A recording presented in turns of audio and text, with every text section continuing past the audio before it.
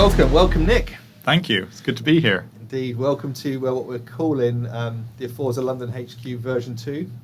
It's a bit of an upgrade from the old Aforza HQ, I'd say, in London. There we go, and a stone throw away from the new office. Yeah, I mean, it's pretty impressive. It is. Yeah. It is. And I think we've done a day's full of recording today, and I think most employees have been in here more than the old office. So there's something to say. I'm not surprised.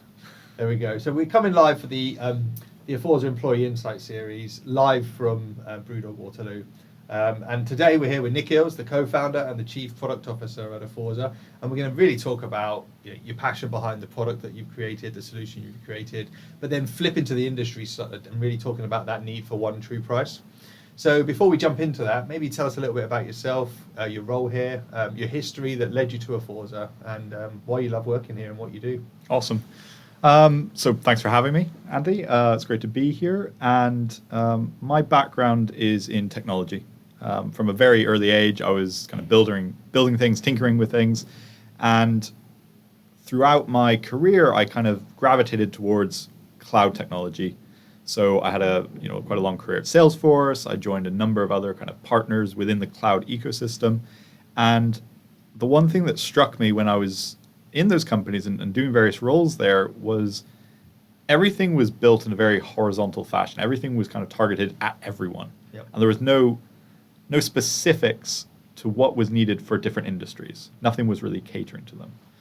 And then I joined a company called Velocity a while back, and that was my first introduction into industry cloud, and that was focusing on various different industries. So coming over and starting my own company with Dominic and with Ed, it was just natural to want to focus on an industry, and the consumer goods industry was one that we kind of targeted right from the start. We knew there was a need there. We knew there was a lack of more cutting-edge technology that these companies wanted and were calling out for. So that's why we kind of decided to do that industry and that process with our company. And I was just so on board from day one, building a product brand new for an industry that needs it. It was fantastic. Right? Exactly, yeah. So from day one until now, I think we're like over 4 years at this point. It's just been great, and it's really good seeing the technology adopted by our customers, seeing them get value from it, and knowing that we help them do that. It's just been a whirlwind. Yeah. That difference in horizontal cloud and industry cloud, I mean, what are the fundamental sort of big differences to you there, and why you think companies like Aforza and Velocity and others have such an impact in the market? Well, I always say think of horizontal as something like vanilla ice cream. Everyone is kind of okay with it. It has its uses. It suits the masses. Nobody hates it.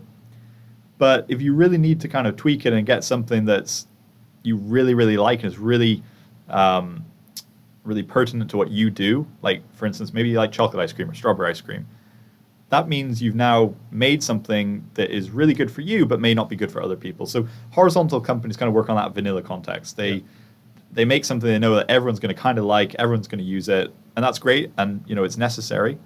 But when you need to get into the real specifics of something like, for instance, the consumer goods industry, you need to do orders, you need to do visit execution, you need to do, penny perfect pricing.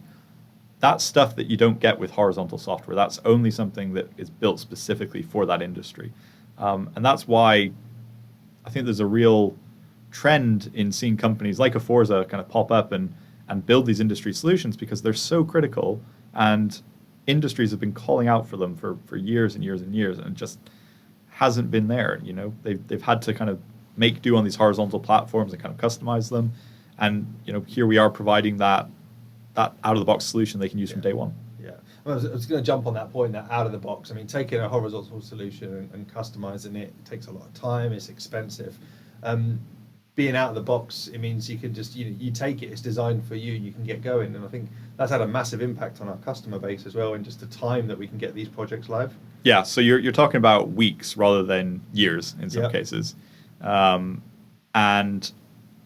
these horizontal platforms, typically they have like app builders and things you can customize and tweak, but you're talking about maybe customizing 75% of it to meet your requirements.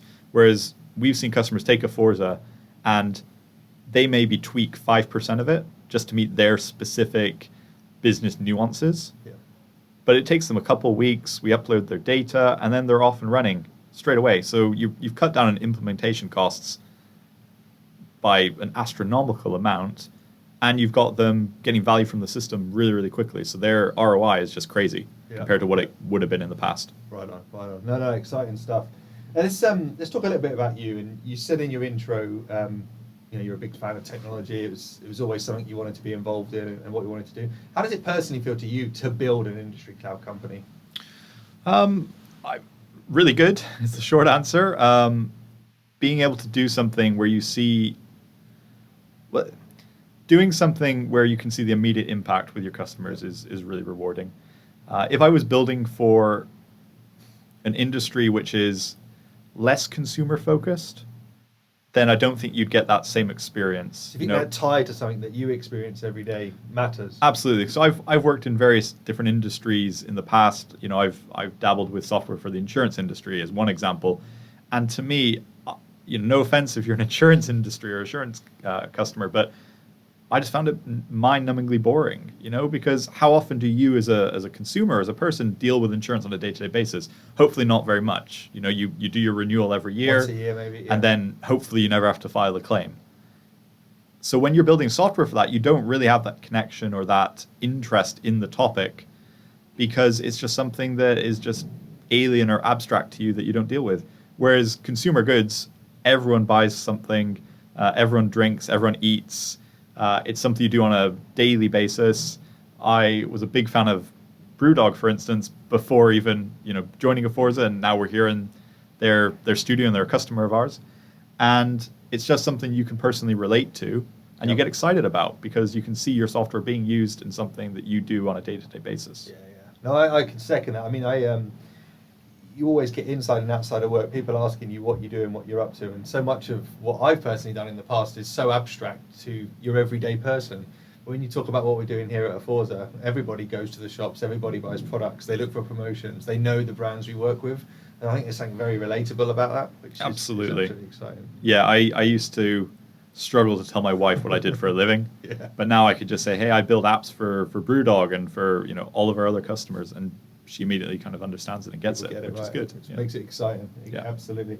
What about the chance to create something entirely new for an industry like consumer goods? I mean, you're going up against problems that have existed for a long time. Big companies have tried to address them, but have struggled. And, can you talk a little bit about that? And, I mean, how you go about where you focus and why it's so rewarding? Yeah, absolutely. So it was actually kind of easy for us. And I'm not saying that to be, big-headed or to say we're something super amazing, because I think we are pretty good, but I'm sure there's other companies out there that are maybe just as good technically. But it was easy because this industry is dominated by a number of legacy players that have technology that's 30 years old, maybe even older, and a number of kind of smaller niche vendors that are just doing bits and pieces and aren't really focused entirely on the industry or the overall picture of what the industry needs. So when we came in there and we said, okay, well, how do we build that one-stop solution for this industry? And we started looking for, potential competitors and doing our research, our market research. There was no one really out there that did anything close to what we wanted to achieve. So from a market standpoint, it made it really easy to say, okay, well, we can carve a niche here and we can get in there and we can start building that solution that the industry really has been asking for. Really make a difference. Yeah. And then from a technology perspective, we're competing with vendors that are using technology that's 30 years old. And it's very, very easy, given how fast technology moves and how many new advancements in artificial intelligence and cloud computing there are, for us to leapfrog in front of them, just using what's available to our developers today. Yeah, I think that's important. So it's not just about the vendors themselves being old, but it's the technology they use. I think sometimes we dilute that too much, but that's hugely important, right? And can render a solution unusable. They are stuck in the past, to put it mildly. I'm sure whatever they built 30 years ago was top of the line and it was fantastic. but they've now got what we call this legacy or technical debt. And it's too difficult for a company of that size and with that much technology under their belt to be able to pivot and change into a more modern approach to building software. So if we talk about, for instance, the case of omni-channel and getting the pricing right in every single channel, these companies, when they were first built, e-commerce didn't really exist. So the whole concept of trying to get a price working on e-commerce and for, say, telesales, it's impossible for them to solve.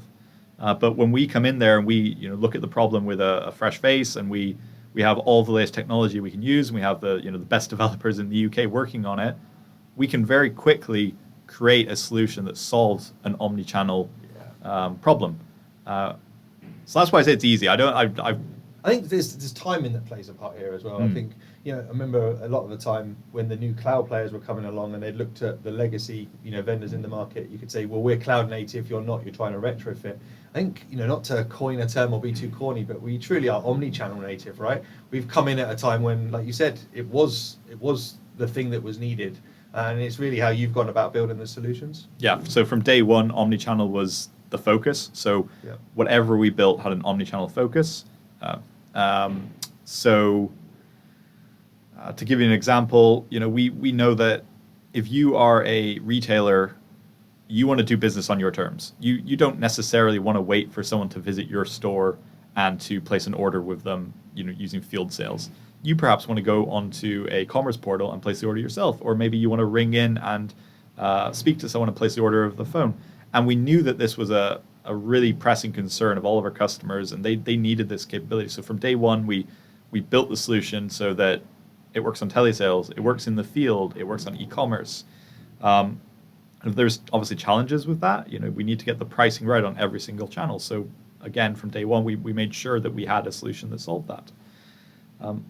But along with, making sure that our customers or our customers' customers can interact on the channels they want to interact on, we needed to make sure that no matter what channel they were on, the experience would be the same. Right. And that's pricing primarily, but it's also promotions, and it's also the data and the various other things that you surface to that retailer.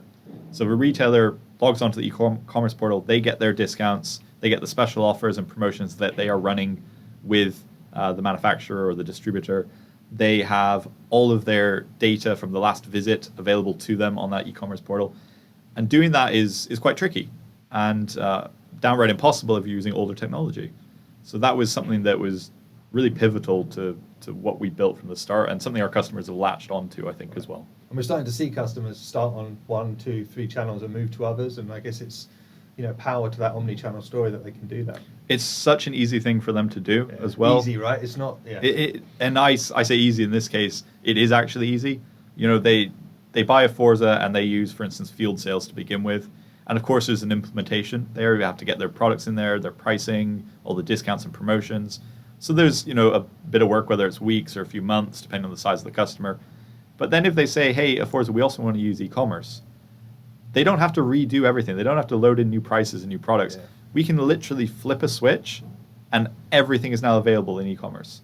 And it could be a day or a week, and they now have a live e-commerce site with all their products, all their pricing in there that their customers can access.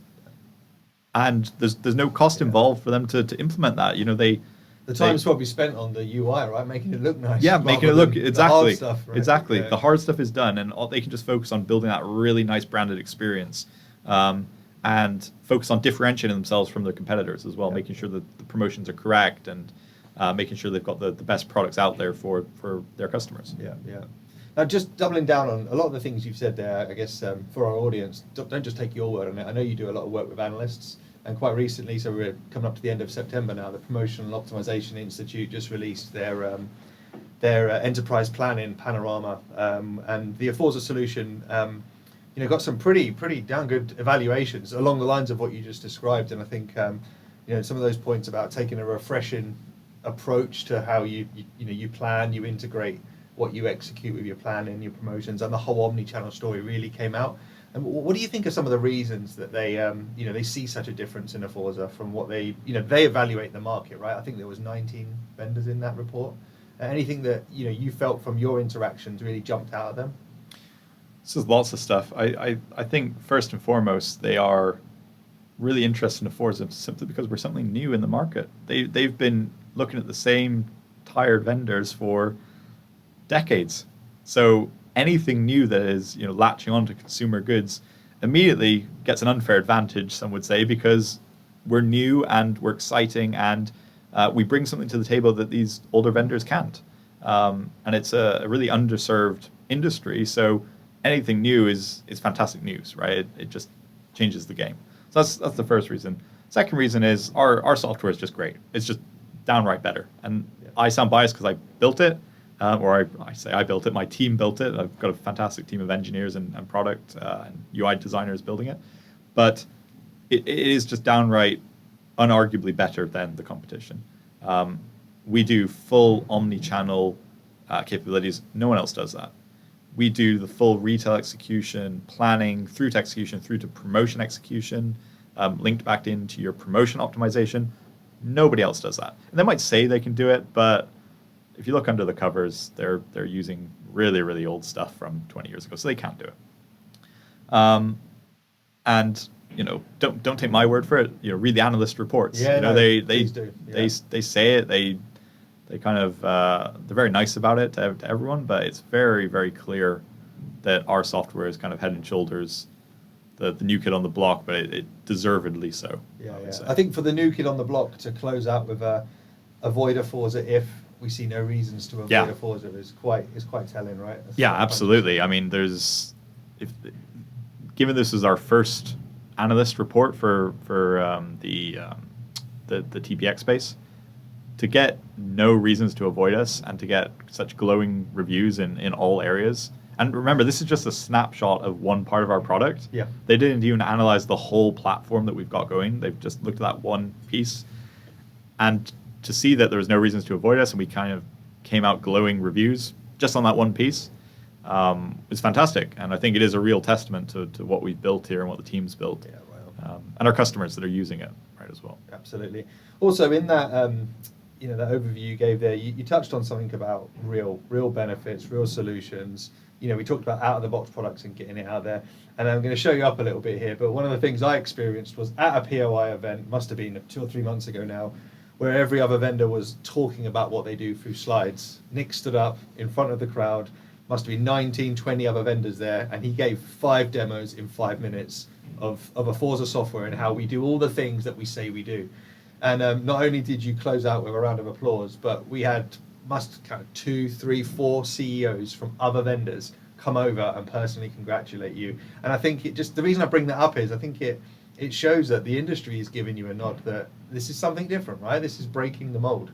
And I think that story adds a lot of credibility to what you just said. Yeah, I wish I could take a lot of credit for that, but again, the product just speaks for itself. Yeah. So to us, going up there and just doing 5 short demos of our software, this is what it looks like. This is how it works. Easier than slides, right? It was just easy. Like I was lazy. I didn't want to put slides together. I was like, okay, I'll just do some demos. That'll be quick and easy, and hopefully they like it. And then we get there, and it's like you say, it's completely different from what everyone else is doing. Yeah. They're there with their really long slideshows of quite dry topics, and then we go in and we just show, hey, here's the software. This is what it does. Right? Anyone interested in it?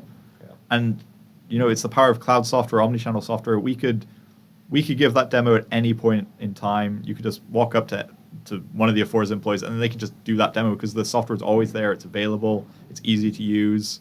Your lovely daughter used it. So if an 8-year-old could use it, then I sure can use it then as well. So yeah, I don't take credit for that, but it was good recognition from the other vendors and the industry as a whole. Right on.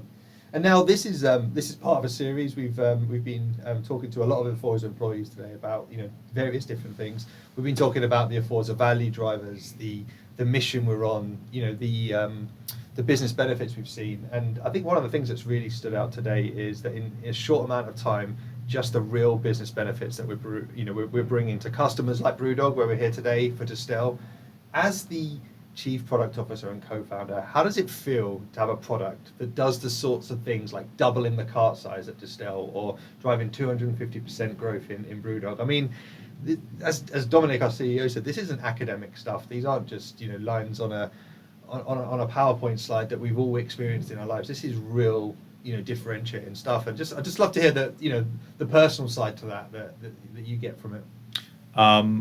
Well, I'm very proud, firstly. It's great to know. I thought our product would help these customers, but I didn't know how much it would help them. Yeah. It's only when you start seeing people using it in the field that you start to see these metrics come out of it, and I think it's great. It's not just helping the companies either. It's helping the employees. Yeah.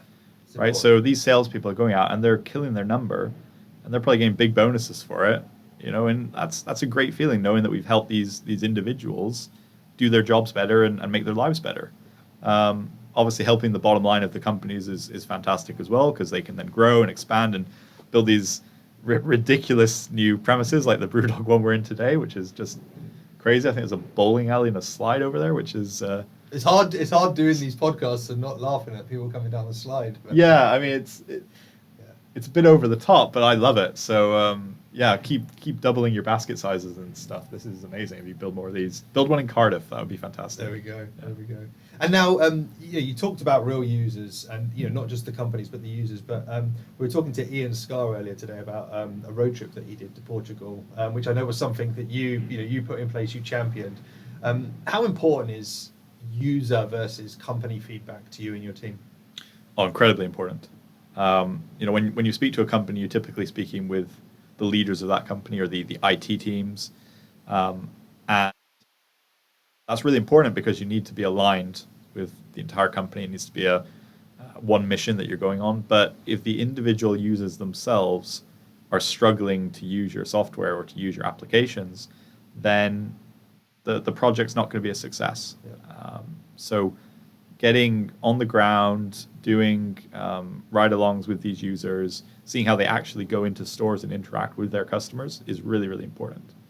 For both the good and the bad reasons, right? If our software is doing well in some areas, like it's doubling basket size, but at the same time it's failing in other areas, or it's not as efficient in other areas, we want to know that so we can improve it. And we do 3 releases a year, so when we get negative feedback or feedback on something we should improve, we very, very quickly take that on board and turn it around and then push out a new update to make sure that these individual users are getting the best experience possible.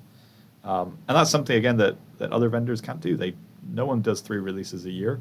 No one does it focused on the consumer goods industry. So it's really good being able to push out this stuff super quick and just make people happy. Be responsive, right? Yeah. We talked about a lot of good stuff. We talked about a lot of problems that we're solving, but you touched on one point there. You said the good and the bad. And if we just take this from your perspective, what's been hard about what you've done? Like, omni-channel, penny perfect pricing, user, field applications that actually get used by the sales teams. Where have been the hard parts in achieving that and kind of get into where you've got the team today? Technology-wise, I was being a bit flippant before, but it's always difficult to build something new and architect something new, especially if it's never been done before. So coming up with the designs for that, working out what the best approach is to do that, and then failing fast. Sometimes you'll try something that doesn't work, and you say, okay, well let's just bin that and start again on these. So that's just part of the development process. So I wouldn't say it's particularly hard. It's just the nature of the beast. You've got to do that.